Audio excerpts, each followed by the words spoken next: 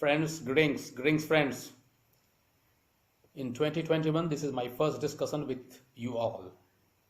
And before I start or before I say anything, today in my discussion, today I enlighten you all on certain topics. I will first like to request each one of you to like my channel, subscribe to my channel, and share whatever discussions I have been doing for long. Almost 1 year I have completed, and I have experienced, I have enjoyed the discussions with you on different topics, different issues so far. Today I am going to discuss about the course of events that we should take in 2021.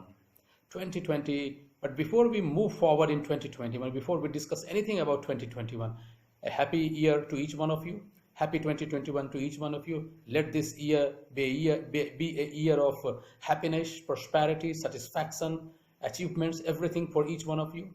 And let us move forward on the discussion today.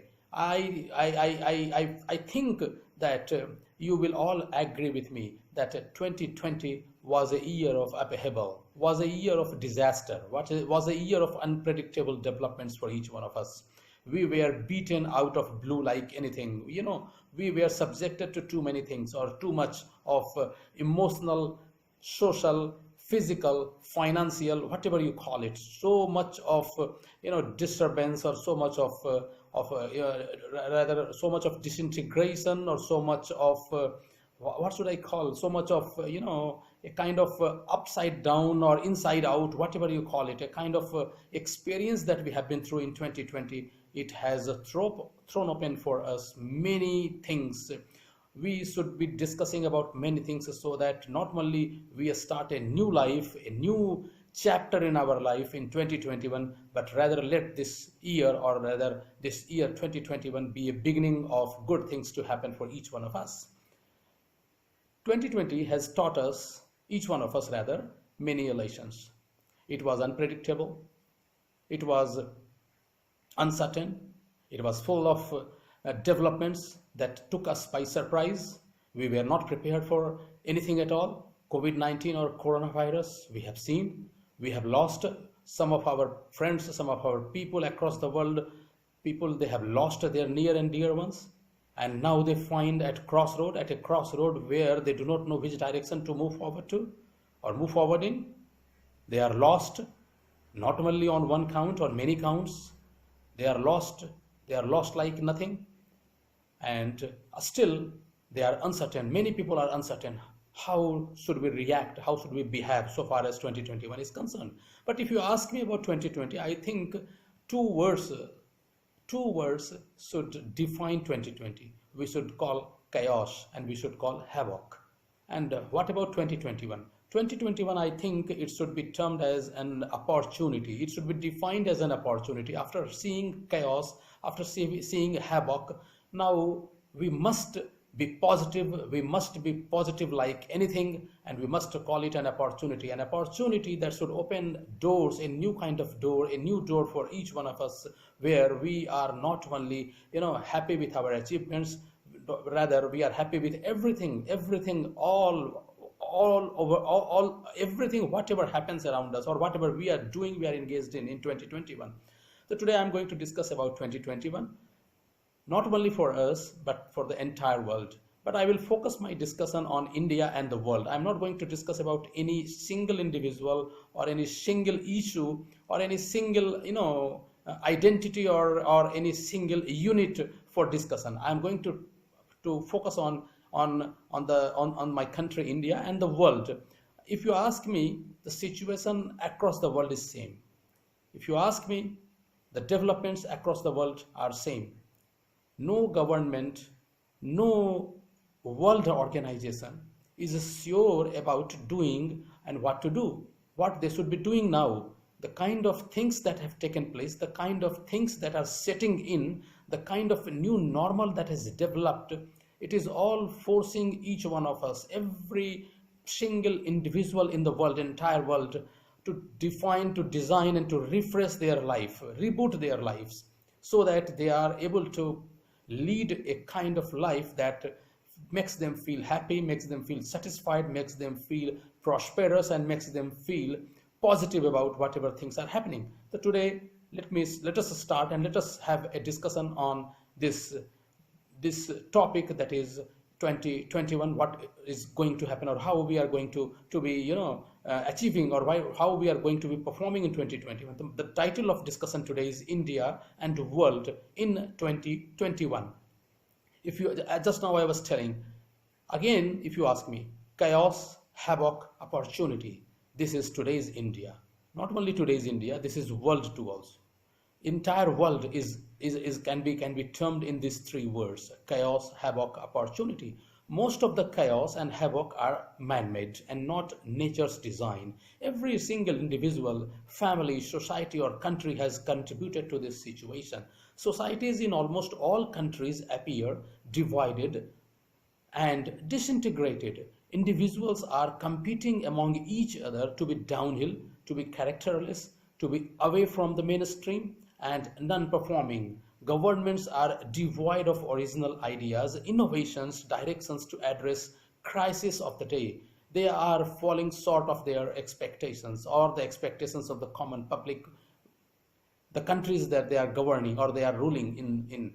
Hate campaigns and fake news are being used as necessary tools to tackle dissent among masses and classes. These are some of the characteristics, these are some of the symptoms or symbolic developments or symbolic, you can say, the things that are happening around us. Chaos and havoc prevalent today in and around us are throwing an opportunity for introspection and turning events around to move forward on the path of growth, happiness and satisfaction. As I was just telling you now, that the kind of chaos, the kind of havoc that we have seen in 2020, they are combined together, they are presenting an opportunity in 2021 to be coming around together, to be working together, to be engaged together, so that we are able to come on top and we are able to achieve something for our race, human race, for the mankind, and so that the entire world feels happy about it, and entire world gets a new world order or a new normal where we are feeling achievable, we are feeling about ourselves more confident, we are feeling about ourselves more hopeful also. I will put my discussion in three main categories today's discussion: society, country, sorry, polity, society, polity and economy. First, I am going to discuss about society. How the society, or what are the characteristics of society today? What are the highlights of the society today? How do we see our society today in India and other parts of the world also, across the world? Mutual cooperation is rare. Mutual distrust galore. That means it is plenty. So far as mutual distrust is concerned, it is a problem of plenty. And so far as mutual cooperation, it is a rare commodity. Money is most important. I hope you agree with me. Everything else comes after. A social animal is practicing social distancing. How impractical. Restlessness among every unit of the society is visible and supreme. Self-centrist, intolerant, prone to violence, suicidal or causing self-injury approach is paramount among sections of the society across the world, not only in India. Divisive, fragmented, disillusioned and disintegrated to the core. Today's society societies appear like this. Regions are too many. Religion, region, caste, color, language, sex, inequality, political following, etc. are few. There are many other reasons also behind it. Looks lost, misplaced and directionless so far as its purpose, reason and future are concerned. Least or minimum social, family, ethical, moral, intellectual values existing today that are being practiced for centuries. These kind of values are being cherished, are being practiced for centuries, but today I think these are all rare commodities. Least interested today, I don't know, units of the society, individuals of the society, they appear least interested in education, labor, that means doing work, relationships, rule of law, respect for women and love for children. These are all, this is my opinion, I hope you agree, but these are all symptoms or characteristics or highlights of today's society. Current generation is disrespectful of its fathers or grandfathers, at the same time establishing dangerous trends and values for future progenies. overnight become rich sentiments are on top of every individual or corporate. Applying unfair means or choices are in vogue and are no longer a taboo. I think to achieve something or to achieve our goals, we don't mind adopting unfair means. We don't mind cutting short the real or the course or the kind of labor we need to do. We are happily shortcutting all these things. And the most important today is, as is the king, so is the subject. The governments, as I was telling you, the leaders of the countries, they appear directionless, clueless. So today's society, I think, these are the highlights or symptoms or characteristics of the society, because as is the king, so is the subject. The way our kings or our leaders, our political leaders or national leaders are behaving, I think the common people or the masses or the citizens of the countries are also following. I think most of the characters are being followed. Whatever is being practiced or are being practiced at the top level. Now, what about polity today? Polity means politics or the kind of governance that we have. It is not only about India; it is about the world also. What are the highlights? What are the highlights of today's polity? Four things are common among all living things like humans, animals, and birds.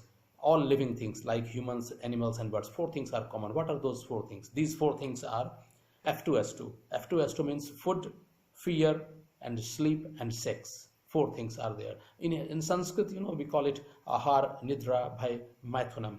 One thing sets humans apart from animals and birds, and that is wisdom or intellect. Other than humans, his wisdom and intellect are not found in them.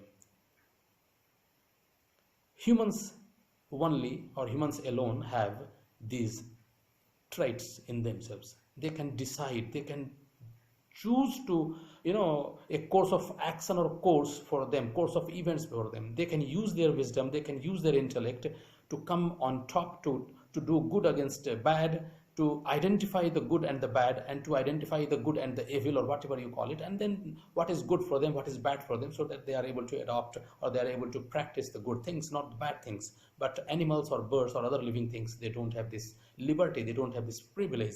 Having this alone doesn't serve any purpose. We all need to use it and use it judiciously. For better administration, various platforms including governments are created. Mostly they can be clubbed under legislature, executive, and judiciary. Additionally, media as fourth state organ is counted, or you can say fourth pillar of democracy. Unfortunately, all the three organs, this is most applicable, I think, is in India. If you ask me, this is most applicable, perhaps most applicable in India. Unfortunately, all three organs, legislature, executive, and judiciary, have become ineffective, irrelevant, unsustainable, and almost good for nothing. They are not able to arrive at solutions or find solutions for the crisis that we are facing. In fact, through their actions, decisions, and policies, they are now part of the problems rather than being part of the solutions. Authorities responsible for good governance are totally aloof and disconnected from the country and its common people. Media is also partisan now, supportive of actions by these three organs only, and talking less about issues faced by or related to the nation or the common people or the common men and women.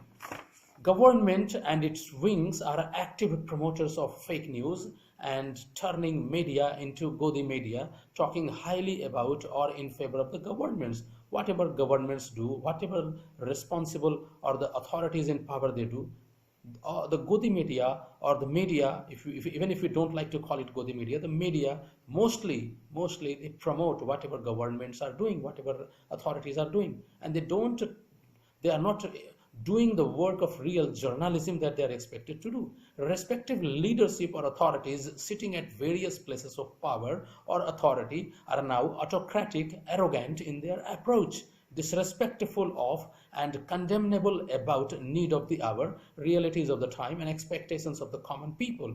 Constitutional bodies like Parliament, Lok Sabha and Rajya Sabha, Election Commission, CBI, ED, CVC, CAZ, etc. all are neutralized, they all appear neutralized, they all appear compromised.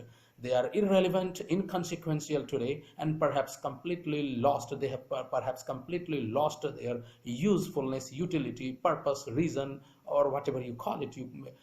I hope the points that I'm discussing today, most of the points are agreeable to each one of you.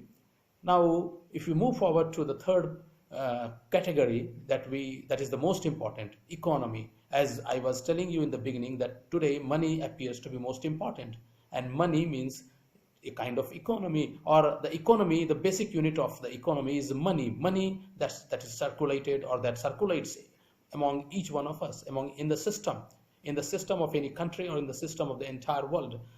Because of money only we are able to achieve something. We are buying, we are selling, and we are able to achieve our goals, targets. We are motivated to work, we are motivated to perform beyond expectations also. Now, Indian economy is in total complete distress. No oxygen, only carbon dioxide. No hope, only despair. Performing most negative on many counts since independence. Actually, if you ask me, in one of my earlier videos I have written 2020 is perhaps worse than 1947. And why I have written that, or why was the discussion, the topic of discussion in my one of the earlier uploads? Because in 2020, or rather 2019 beginning and 2020, India, or Indian economy, has been witnessing negatives, decades old or decades highest negatives on many counts, on many parameters of economic indicators. And that is why I have written, or I am forced to write like this: performing most negative on many counts since independence. Government, Prime Minister, Finance Minister, Home Minister, Defense Minister, Reserve Bank of India, other agencies, all are having no idea which direction the Indian economy is intended and moving forward in or to. Almost every important growth sector, electricity, manufacturing, services, construction, infrastructure, except agriculture, of the economy is in negative, highly negative, for last 2, 3, 4 years, especially during last 1 year, and that too every month after month, registering only negatives, and one of the highest negatives. Unemployment is highest since independence in almost 5 decades. Unemployment is most high, or highest. Businesses are in doldrums. MSMEs have lost their strength to survive and losing ground everywhere. Taxation is highest on individuals and lowest on corporates. People are not able to save anything and consume anything necessary for survival. Fiscal deficit and non-performing assets are highest. Government appears to be friendly to and working only for corporates at the cost of common people, particularly farmers, laborers, women, small shopkeepers, numbering approximately, maybe I have taken the total population, 140 crores is the population, or 1.4 billion is the population of the country. Farmers, laborers, women, or small shopkeepers, they may be numbering few, maybe 1/3 or 1/4 of this population. But if you take that 2 or 3 people are there, or members are there in each family, then you can consider that the entire 140 crores are facing a crisis of their lifetime, and they do not know why or how they are going to, first of all, why they are into it, or they are in it, and how they are going to come out of it. But I think most of the blame lies on the government of India, or the central government of India, because of the policies that they have taken or adopted for last, maybe 5 years, 10 years, or whatever you call it. But I think central government of India is to be blamed for this mostly. Following are the Indian GDP projections of various bodies or experts for financial year 2020-2021. World Bank says this year it is going to be minus 9.6%. IMF, International Monetary Fund, says minus 10.30%. Reserve Bank of India says minus 7.60%. And the expert economists of India, they are telling that minus 30, that means minus 30%. But why this sort of minus we are seeing? Why we are into a situation that is beyond our control, beyond our power to handle or tackle? Because demonetization, GST, and corona-induced lockdown all have turned, it appears, Indian society, Indian polity, and Indian economy into a chaos and havoc situation. And here lies the real opportunity for a U-turn, only provided we correct our courses and syllabus. Actually, as I have been telling in the beginning also, the chaos and the havoc that we have seen, they are presenting, combined together, they are presenting an opportunity for us to come out of it, to come on top, to rise to the occasion and perform something, decide something, design something, refresh our, decisions or actions or words or whatever you call it, deeds, so that we are able to come on top, we rise above this, we are able to take up the challenge, and then we perform something, or we create a new world order, or we create a new normal that is promising for us, that is satisfaction, that is a kind of kind of satisfaction, kind of pride, kind of performance, good performances for us. Now, what are the, in the end, if I discuss with you all, what may be the realities and awakenings of 2020 and 2021, particularly for 2021? All in all, the governments in India, both central and state, appear disconnected, unaccountable, irresponsible towards the nation and national assets, besides the common people. This is a world phenomenon rather. Actually, it is applicable, or it is present in the entire world. Any country, you name any country, and you find the governments lacking. You can find the government falling short of the people's expected, falling short of the crisis that they are facing, and governments are only doing one thing. They are in any situation of kind of unpredictability or any kind of uncertainty, they are simply imposing lockdowns, and lockdowns are causing most of the problems for the society, for the common people across the world. In any country, every country is going through the same phenomenon. People are dying desperately, looking for someone or something to hang on to, but due to their government's arrogant and autocratic attitude, they are helplessly clueless and directionless. Year 2020 has caused many upheavals in the way we lead and live our lives and livelihoods. It has forced us to reconsider and adopt something new that is rewarding, inclusive, close to nature, and long sustainable for the mankind. Year 2021 wants from us to create a new world order, or a new normal, keeping the aforesaid in mind. A new world order is expected out of us. A new world order that we should be building up for us. Practiced and existing symbols across the world are no longer needed. It applies to nations and their national leaderships. The world organizations also need to be refreshed, redefined, redesigned, reconstructed, and revived to serve mankind positively and sustainably. New, constructive, and effective symbols are the need of the hour. This is true for India, and this is true for other nations in the world also as well. The Indian tricolor has perhaps lost its use and significance. It has become inconsequential. It was synonymous with the Indian independence movement before 1947. Somehow it was carried by the Indian leadership still today. But I think today the Indian tricolor also has perhaps lost its use, its significance, its relevance. Something new needs to be designed and implemented. These new symbols shall give us, in this hour of crisis, acute crisis on all fronts, and carry us safely to be happy, beneficial, contributive, prosperous, sustainable, and long-standing for one another and for nature also for centuries to come.